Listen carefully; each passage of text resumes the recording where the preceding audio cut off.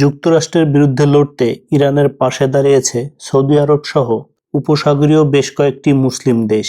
ইরানে হামলা চালাতে উপসাগরীয় দেশগুলোর আকাশসীমা ব্যবহারে যুক্তরাষ্ট্রের উপর নিষেধাজ্ঞা আরোপ করেছে সৌদি আরব, কুয়েত, কাতার ও সংযুক্ত আরব আমিরাত, যার কারণে ইরান ইস্যুতে যুদ্ধের ময়দানে যোগ হয়েছে নতুন মাত্রা। এর ফলে মধ্যপ্রাচ্যে এক প্রকার কোণঠাসা হয়ে পড়েছে ইসরায়েল ও মার্কিন প্রশাসন। যদিও উপসাগরীয় অঞ্চলে যুক্তরাষ্ট্রের বেশ কয়েকটি সামরিক ঘাঁটি রয়েছে। মূলত এসব ঘাঁটি থেকেই অতীতে ইয়েমেনের হুতি বিদ্রোহীদের লক্ষ্য করে বিমান হামলা চালিয়েছিল মার্কিন কেন্দ্রীয় কমান্ড। হঠাৎ করেই মার্কিনীদের বন্ধু থেকে শত্রুতে পরিণত হলো কেন? সৌদি আরব সহ বাকি মুসলিম দেশগুলো পারমাণবিক ইস্যুতে ইরান হোয়াইট হাউসের সাথে সমঝোতায় না বসলে দেশটিতে ভয়াবহ বোমা হামলা চালানোর হুমকি দিয়েছেন মার্কিন প্রেসিডেন্ট ডোনাল্ড ট্রাম্প। তার এমন আগ্রাসনী ঘোষণার পরই সমালোচনার ঝড় ওঠে বিশ্বব্যাপী। ট্রাম্পের এমন মন্তব্যের পর সতর্ক অবস্থানে চলে যায় ইরানের সর্বোচ্চ প্রতিরক্ষা বাহিনী আইআরজিসি। যুদ্ধের প্রস্তুতিও সেরে ফেলে তারা। এমনকি ইরানের কাছে থাকা 4টি মিসাইল সিটি লঞ্চারে ক্ষেপণাস্ত্র ভর্তি করে আইআরজিসি।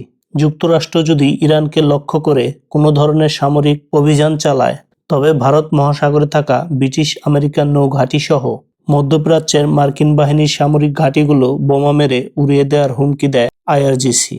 আর নিজ দেশের নিরাপত্তার স্বার্থেই পরমাণু অস্ত্র তৈরির ক্ষেত্রে মনোযোগ দেওয়ার কথা জানান খামেনির জ্যেষ্ঠ উপদেষ্টা ও ইরানের জাতীয় নিরাপত্তা প্রধান আলী লারিজানি।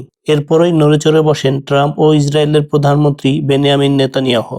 এর আগে ইরান সমর্থিত ইয়েমেনের হুতি বিদ্রোহীদের ধ্বংস করার জন্য মার্কিন কেন্দ্রীয় কমান্ডকে নির্দেশ দেন ট্রাম্প। এমন উত্তেজনাকর পরিস্থিতিতে যুক্তরাষ্ট্রের বিরুদ্ধে অবস্থান নিল ট্রাম্পের পরম বন্ধু বলে পরিচিত সৌদি আরব, কুয়েত, কাতার ও সংযুক্ত আরব আমিরাত। মধ্যপ্রাচ্য ভিত্তিক সংবাদ মাধ্যম মিডল ইস্ট আইকে যুক্তরাষ্ট্রের একজন জ্যেষ্ঠ সামরিক কর্মকর্তা জানিয়েছেন, সৌদি আরব সহ উপসাগরীয় দেশগুলো ইরানের বিরুদ্ধে হামলা চালাতে যুক্তরাষ্ট্রকে উপসাগরীয় দেশগুলোর আকাশসীমা ব্যবহার করতে দেবে না। এ বিষয়ে নিষেধাজ্ঞা জারি করেছে তারা। এমনকি মার্কিন বিমানগুলো জ্বালানি ভরা কিংবা উদ্ধার অভিযান পরিচালনার ক্ষেত্রেও উপসাগরীয় দেশগুলোর আকাশসীমা ব্যবহার করতে পারবে না। যদিও মার্কিন ওই কর্মকর্তার নাম পরিচয় প্রকাশ করেনি সংবাদ মাধ্যমটি। তবে এবার সৌদি আরব সহ মুসলিম রাষ্ট্রগুলোর এই যৌথ সিদ্ধান্ত কি আগ্রাসী লুটেরাজ আমেরিকাকে দমাতে পারবে? তবে কি এবার মধ্যপ্রাচ্যের শক্তির ভারসাম্যে নতুন হাওয়া বইবে, নাকি এই বিভাজন থেকেই শুরু হতে যাচ্ছে তৃতীয় বিশ্বযুদ্ধ? কমেন্টে জানিয়ে দিন আপনার মতামত।